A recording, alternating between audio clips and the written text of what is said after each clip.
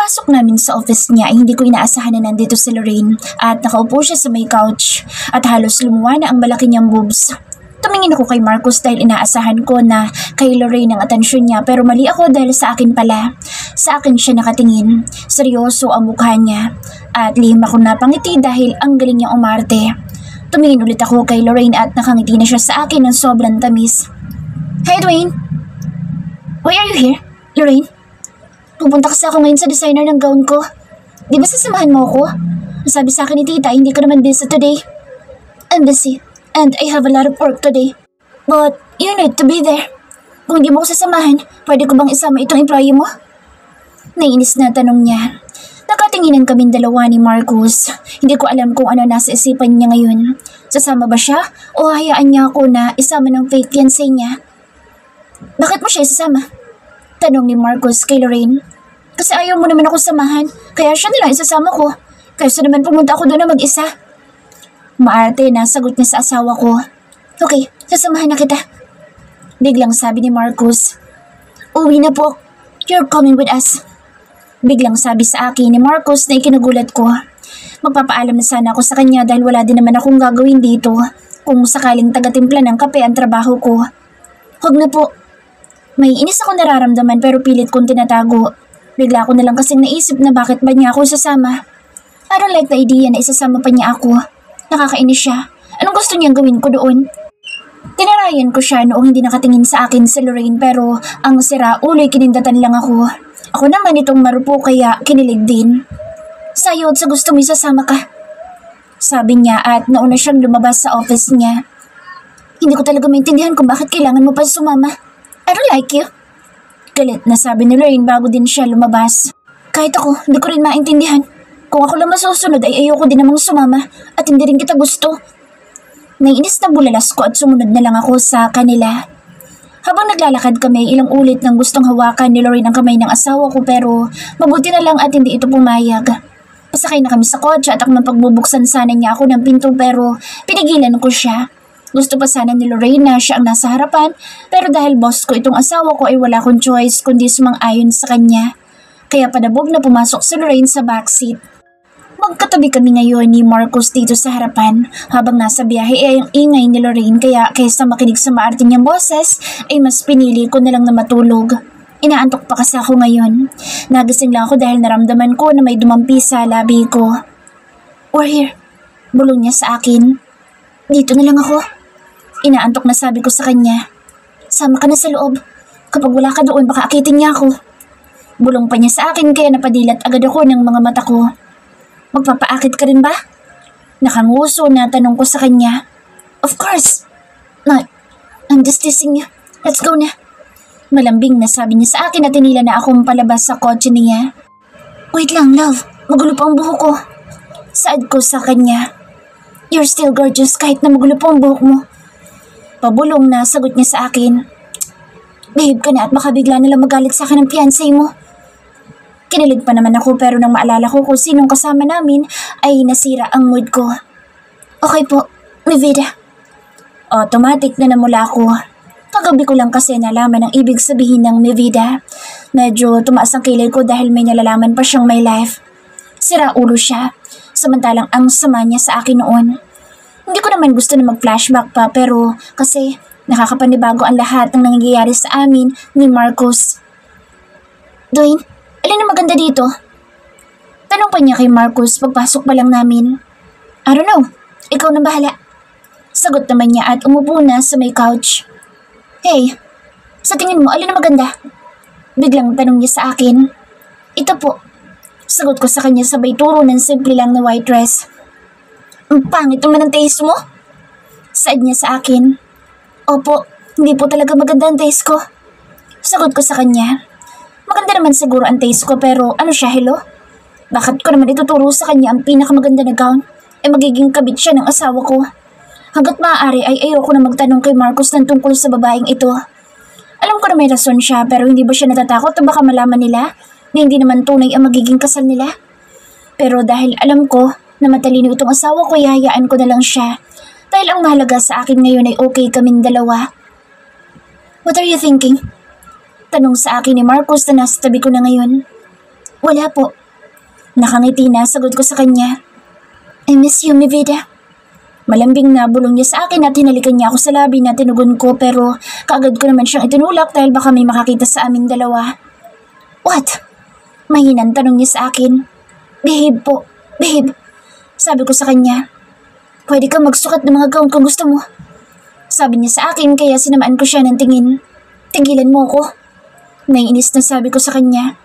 Baka kasi may gusto ka. Gusto kasi kitang makita na nakasuot ng wedding gown. Sabi pa niya sa akin. Okay lang ako. Hindi na kailangan na magsukat pa ng damit na ganyan. Sagot ko sa kanya. Anong pinag-uusapan niyo? Tanong sa amin ni Lorraine kaya kaagad akong lumayo kay Marcus. Nothing. Si Marcus na ang sumagot. I like this one. This is perfect for our wedding. I love you, babe. Sabi niya sa asawa ko. Lumabas na ako at hindi ko na hinintay ang sagot ni Marcus. Nakalak ang kotse niya kaya tumambay na lang ako sa may garden nila dito. Ang ganda ng butik na ito dahil may sarili silang garden. Pinagmasdan ko ang mga magagandang bulaklak hanggang sa napadpad ako dito sa bandang likod kung saan walang tao at may mga mayayabong na puno. Hindi ko alam tawag dito pero ang kukit nila. Habang inaamoy ko ang mga bulaklak ay nagulat ako dahil may mga braso na pumulupot sa bewang ko. Ang bango mo. Bulong niya sa tenga ko. Anong ginagawa mo dito? Tanong ko sa kanya at pilit na inaalis ang kamay niya sa bewang ko. Bigla ka na lang kasing nawala. Alam ko na nagsaselos ka pero ikaw lang mahal ko. I love you, mi vida. Bulong niya sa akin. I love you too pero umalik ka na doon. Utos ko sa kanya. Ayoko, naiinip lang ako doon. Pero baka mahuli niya tayo. So what? Iasawa naman kita. Sagot niya sa akin. Tigilan mo ako. Alam ko na may pinaplano ka. Saka kapag sinabi mo o sinabi ko na asawa mo ako, ay walang maniniwala sa akin. Lalo na't alam nila mga type mo. Sabi ko sa kanya. Noon yun. Pero hindi ka naniniwala na virgin pa ako. Akala mo siguro malandi ako. I'm the luckiest man dahil naging akin ka. Nakangiti na sabi niya sa akin. Ngumiti na lang ako at pinatakan ko siya ng halik sa labi. Pero bigla na lang niya akong binuhat papunta sa mayabong na puno dito sa bandang dulo. Let's do the quickie. Bulong niya sa akin. Tumigil ka, baka may makakita sa atin. Nakakaya kapag dito pa tayo mahuli. Gosh, hindi ko kaya na makita nila tayo nag-aano dito. Diyos ko po, tumigil ka at pakalmahin mo yan. Sabi ko sa kanya na may halong kaba. Hindi siya kakalma kapag hindi mo siya pakakalmahin. Nakangisi, nasagot niya sa akin. Love, babawi ako mamaya sa kondo pero huwag naman dito. Pigilan mong kamanyakan mo ngayon. Hindi ko mapigilan ang bibig ko. Pero ang saraulo ay tumawa lang siya. Nataranta kami nang marinig namin na tinatawag siya ni Lorraine. Dwayne, where are you? We're done na. Sigaw nito. Shh. Anya sa akin at sinila ko ng mapusok na halik. Nangihina ako sa halik niya. Gusto kong bumigay pero pilit kong pinipigilan ang sarili ko dahil mali na dito kami naglalampungan. Love, kapag hindi ka pa tumigil ay hindi ako tatabi sa'yo mamaya. Pagbabanta ko sa kanya. Mi vida. He warned me. I'm serious. Saad ko sa kanya. Shit, manda ka sa akin mamaya. Anya at ibinabanan niya ako. Nakahinga naman ako ng maluwag dahil effective ang pananakot ko sa kanya. Pinanguna ko na lang siya pero hindi ko inaasahang paglabas ko dito sa puno ay sasalubungin ako ni Lorraine ng isang malutong na sampal. Ang landi mo? Talaga ba dito pa? Ang kapal na mukha mo? Sa tingin mo ba hindi ko alam? Akin lang sa Dwayne at matutuloy ang kasal namin. Galit na sabi niya bago siya pumasok pabalik sa loob ng butik. Napahawak na lang ako sa pisngi ko. May araw ka rin sa akin. Sa susunod ay hindi ko nahiya na saktan mo ko.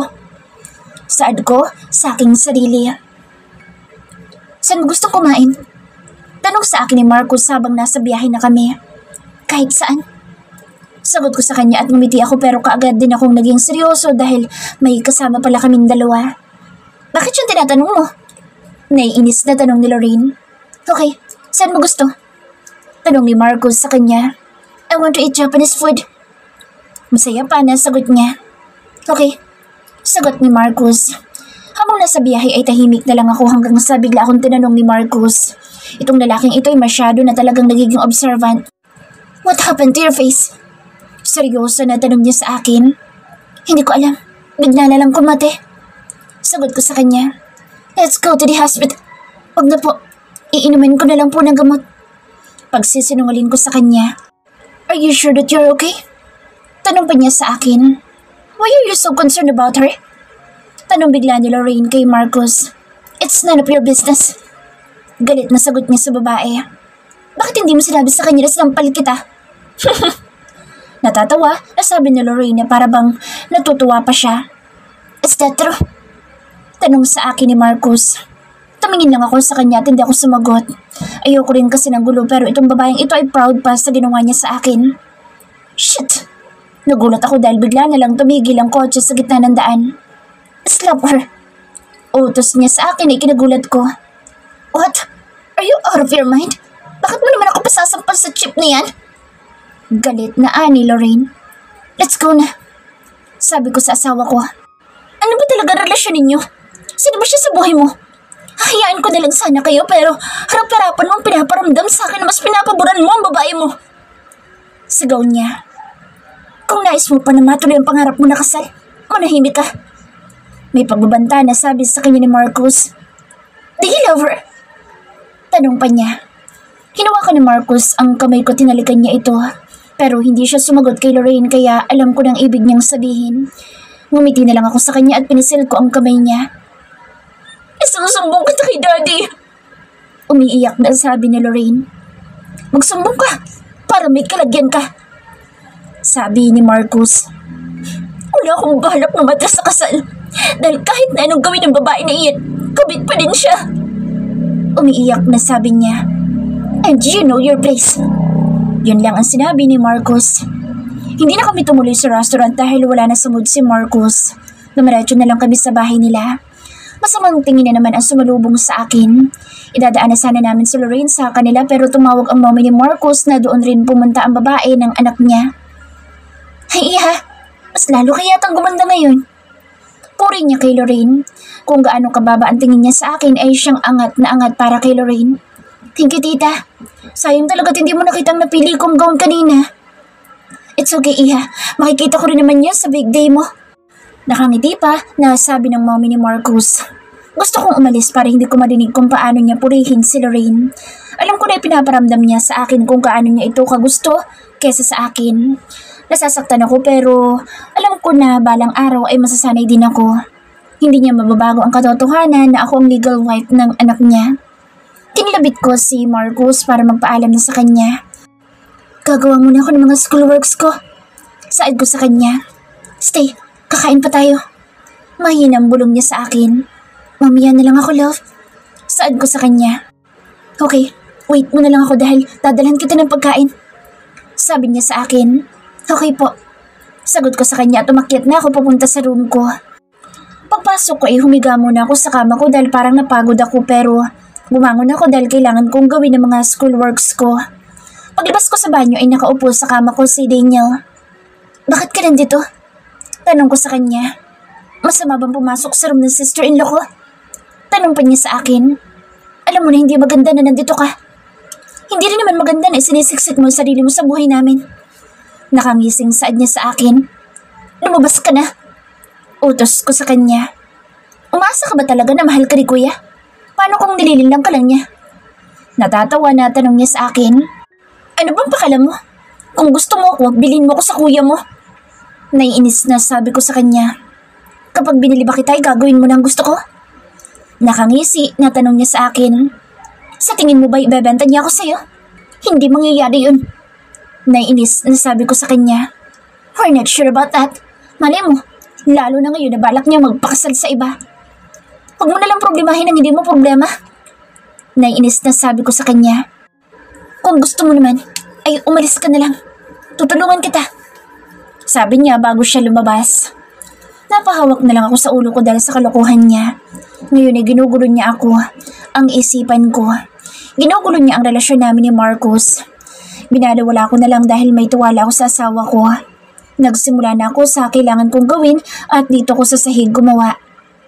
Mi vida, wake up. The dinner is ready. Bulong niya sa akin.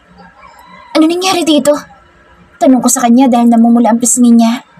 Wala ito. Kumain na tayo. Nakangiti na sagot niya sa akin. Okay.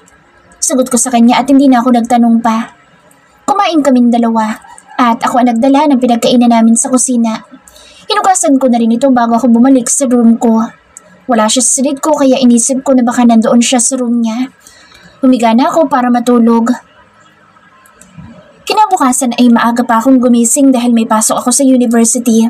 Paglabas ko sa bahay nila ay wala na ang kotse ni Marcus kaya pumasok na lang ako sa school. Baka kasi busy lang siya. Nang i-check ko ang phone ay napangiti ako dahil may text siya na maaga siyang umalis. "Don't skip your lunch, love. I love you." Text ko sa kanya. Sumakay lang ako sa jeep hanggang sa nakarating ako sa university. Pagbaba ko ay may mga nagkakagulo. Hindi ko na sana papansinin pero nahagip ng paningin ko si Miko. Nakita ko na duguan ang mukha niya kaya mabilis ako lumapit sa kanya. "What happened?" Nag-aalala na tanong ko sa kanya. "Wala ito." Nakangiti na sagot niya sa akin. "Anong ginawa mo?" Tanong ko kay Daniel na ngayon ay nakatayo lang sa harap namin. "Are you concerned? You like him?" Natatawa na tanong niya sa akin. "Baliw ka na." Nainis ako lumapit sa kanya at sinampal ko siya. "Sisiguraduhin ko na makakarating ito kay kuya." Bulong niya sa akin bago siya umalis. Naikuyom ko na lang ang mga palad ko sa galit sa kanya. Kahit saan na lang ay may nakabantay sa akin. Wala na akong pakaalam sa mga ibang estudyante na lantaran kaming pinag-uusapan. Sinamahan ko si Miko papunta sa klinik. Naawa kasi ako sa kanya. "Okay ka lang ba dito?" Tanong ko kay Miko. "Yeah." Sagot niya sa akin. "Sige, labas na ako." Sabi ko sa kanya at akmang maglalakad na akong palabas nang bigla na lang siyang nagsalita. "Totoo ba?" "Ang alin?" Tanong ko sa kanya. "Nababae ka ni Mr. Ford? Ikakasal na siya, di ba? Siya ba ang sinasabi mo na boyfriend mo?" Tanong niya sa akin. "Babae niya ako pero hindi katulad ng iniisip mo. Mahal niya ako." Sagot ko sa kanya. "Bakit siya pa?" Tanong niya sa akin. "Nagmamahalan kaming dalawa." Sagot ko sa kanya. "Pero kakasal na siya." Saad ba niya sa akin? "Pero mahal ko siya." "Bakit mo ba pinahihirapan ang sarili mo? Bakit hindi mo nalang siya hayaan na maging masaya sa piling ng fiancé niya?" Tanong pa niya na para bang ang sama kong tao. "Sorry Miko pero hindi ko pwedeng sabihin sa iyo ang totoo." Saad ko sa kanya bago ako lumabas sa klinik.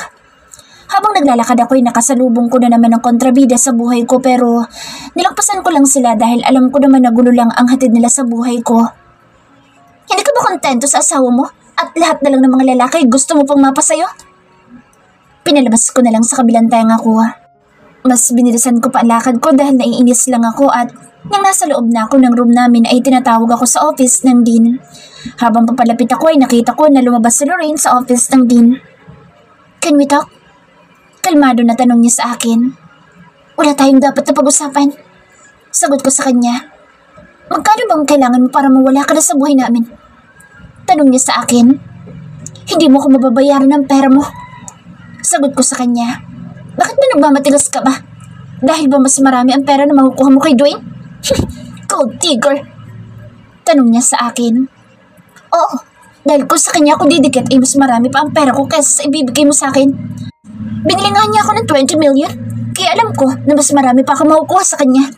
Kaya mag-ingat ka dahil baka hindi matuloy ang kasal mo." Pananakot ko sa kanya. "How dare you!"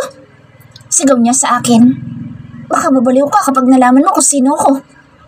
Nakangisi na sabi ko sa kanya. "Sapat ng isang beses na sinaktan mo ko. Subukan mo po ulit dahil baka ubusin kong buhok mo." Pagbabanta ko sa kanya dahil sasampalin na naman sana niya ako. "Sa tingin mo ba takot ako sa'yo?" "Hindi rin naman ako takot sa'yo. Sana pala sinampal kita kahapon sa harapan ni Marcos." Natatawa na sabi ko sa kanya bago ko siya iniwan at tumuloy na ako sa office din. Pagkatapos ng klase ko ay dumiretso ako sa kumpanya ni Marcus. Pinapasok naman ako ng guard. Pagdating ko ay wala siya dahil nasa board meeting pa daw siya, sabi ng secretary niya. Humiga na lang muna ako dito sa couch niya. Bigla na lang kasi akong inantok pero hindi pa man ako tuluyang natutulog ay narinig ko na bumukas na ang pintuan ng office niya. Nang idilat ko mga mata ko ay bumungad sa akin si Marcus. "Nivida." Nakangiti na anya sa akin. "How's your day, love?" Malambing na tanong ko sa kanya at bumangon ako para umupo. "So much work for today." Nakangiti na sagot niya sa akin. You want coffee? Tanong ko sa kanya. No, sagot niya sa akin. What do you want? Tanong ko sa kanya. You, I want you. Sagot niya at mas inilapit pa ang mukha niya sa akin. Hinalikan ko naman siya. Smack lang pero bigla niya akong binuhat at siniil ng halik sa labi. Pinaikot ko sa leeg niya ang mga braso ko. I miss you. Sorry kung hindi ako tumabi sa'yo kagabi. Sabi niya sa akin. Okay lang po. Nakangiti na sabi ko sa kanya. I love you. Malambing na sabi niya. Hinalikan ko siya at yun na naging sagot ko sa kanya. Naramdaman ko ang pagpasok ng kamay niya sa loob ng dress ko at pinisil niya ang pang-upo ko. Kaya napakagatlabi akong nakatingin sa kanya. Baka may pumasok. Sabi ko sa kanya. Naglakad siya papunta sa pintuan habang buhat-buhat niya ako. Hindi rin naghihiwalay ang mga labi namin hanggang sa narinig ko ang paglak niya sa pintuan. Bumalik kami papunta sa may table niya. Ibinaba niya ako at nagkatinginan kaming dalawa. I love you. Sabi ko sa kanya. I love you so much, mi vida. Sabi niya sa akin. Muli niya akong hinalikan at buong puso ko itong tinugon. Hanggang sa bumaba ang halik niya sa leeg ko. Napapikit ako dahil automatic na uminit ang buo kong katawan. Kakaiba ang hatid na init ng ginagawa niya. Nagising ako na nasa loob na ako ng kotse niya habang pauwi na kami. Love, tawag ko sa kanya. Yes, mi vida. Ang sarap ng tulog mo. Nakangiti na saad niya sa akin. I'm sorry, sobrang bigat kasi ng mga talukap ng mga mata ko. Hindi mo natuloy, natapos ang trabaho mo. Sabi ko sa kanya. Actually, ganado nga ako magtrabaho kanina. Kaya mabilis ko lang natapos ang lahat. May hot kasi na natutulog sa kandungan ko. Sagot niya sa akin habang nakangisi. Nakakahiya. Ano kayang itsura ko? Parang bata na tanong ko sa kanya. Maganda ka pa rin. Sagot niya sa akin. Napanguso na lang ako dahil nahihiya talaga ako. Kinuha naman niya ang kamay ko at hinalikan ang likod ng palad ko. Mi vida, mawawala ko ng 1 month. I have a business trip in Japan. Sabi niya sa akin. Tagal mong mawawala. Malungkot na sabi ko sa kanya. I want you to come with me pero alam ko na busy ka na sa school. Sabi niya sa akin. Yeah, you're right. Hihintay na lang kitang bumalik. Sagot ko sa kanya. Don't worry too much kasi ikaw lang. Pangako, ikaw lang. Nakangiti na sabi niya sa akin. Ikaw rin. Wala akong ibang gusto kundi ikaw lang. Mahal kita, Marcos. Sabi ko sa kanya. Let's have a vacation pagbalik ko. Sabi niya sa akin. Okay, hihintayin kita. Nakangiti na sabi ko sa kanya. Magtitiwala ako sa kanya dahil mahal ko siya. Gusto kong paniwalaan ang lahat ng sinasabi niya dahil sa mahal ko siya. At sana tama ako. Sana totoo ang lahat ng ito. Kailan ka aalis? Tanong ko sa kanya. Tomorrow. Sagot niya sa akin. Tatawagan mo naman ako palagi, di ba? Tanong ko sa kanya. Of course, mi vida. Sagot niya sa akin. Aasahan ko yun ha. Magtatampo talaga ako kapag hindi ka tumawag sa akin. Parang bata na sabi ko sa kanya. Tatawag ako pero hindi lang ako sure kung palagi dahil magiging busy ako doon. I don't want to disappoint my dad. Dahil sa dami ng mga nagiging palpak ko lately. Natatawa na sagot niya sa akin. Ako na lang ang tatawag sa'yo. Nakangiti na sabi ko sa kanya pero sa loob-loob ko ay nasasaktan at nalulungkot ako para sa asawa ko. Okay, mi vida. Pagkarating namin sa kondo ay ipinagluto ko siya. Nakakalungkot pala ang buhay na ganito. Kung saan naging okay na kami, ay nagiging busy naman siya. Pero ganoon talaga siguro, lalo na't businessman ang asawa ko. Kaya gusto ko na pagbutihin ang pag-aaral ko para naman may ipagmalaki ako sa kanya. Dahil kung ang pamilya ko lang ay wala na akong aasahan sa kanila. Gusto ko rin sumama sa kanya para lagi ko siyang kasama. Pero magsisimula ng OJT ko. Kailangan ko makagraduate at yun ang mahalaga sa ngayon. Sabay kaming kumain at pagkatapos ay tinulungan niya akong maghugas ng pinagkainan namin. Pwede ba na ibigay mo sa akin ang gabing ito, mi vida? Nakangiti na tanong niya sa akin. Of course, love. Sagot ko sa kanya. At binigay ko sa kanya ang buong gabi ko. Pinagsaluhan namin ng isang mainit na gabi. Hihintayin ko ang pagbabalik niya. Mabilis lang naman siguro 1 buwan. 4:00 na pero hindi pa rin ako dalawin ng antok. Hindi ko alam pero mas gusto ko natitigan na lang siya. Kinakabisado ko ang bawat parte ng mukha niya lalo na ngayon na matagal ko siyang hindi makikita. Mahal kita, Marcos. At sana'y maging maayos na lahat sa atin. Pagtitiwala ko sa'yo at naghihintay. Maghihintay ako na ipapakilala at pagmamalaki mo rin ako bilang asawa mo. Hindi man ngayon, pero sana balang araw. Mahinang saad ko habang pumapatak ang mga luha ko. Pagising ko ay bumungad sa akin ng isang bouquet of red roses. Kahit na masakit ang katawan ko ay parang gumaling na ako kaagad. He made an effort para mapangiti ako kahit na wala na siya sa tabi ko. 1 buwan kaming hindi magkikita at talagang mangungulila na ako sa kanya.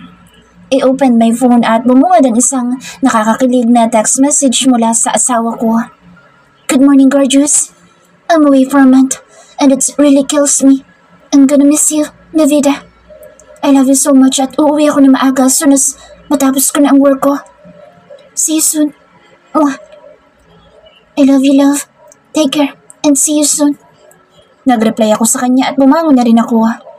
Pumasok ako sa banyo at nagbabad ako sa warm water sa may bathtub para guminhawa ang pakiramdam ko. Wala akong pasok ngayon kaya dito lang ako sa kondo. Pagkatapos ko maligo ay nagluto ako ng pagkain ko. Habang hinihintay ko na maluto ang adobo ay naglilinis din ako dito sa kusina.